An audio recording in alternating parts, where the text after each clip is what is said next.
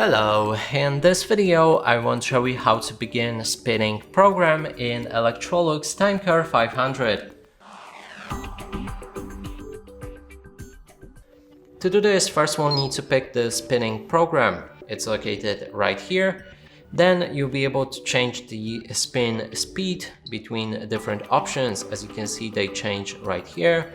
And next thing that we can change, because the temperature, time, and most of those buttons doesn't work. Next thing is a delayed start, so that means you can set the different amount of hours when the program should begin, and when everything is set, click on the start and the program will begin unless there's a delayed start activated.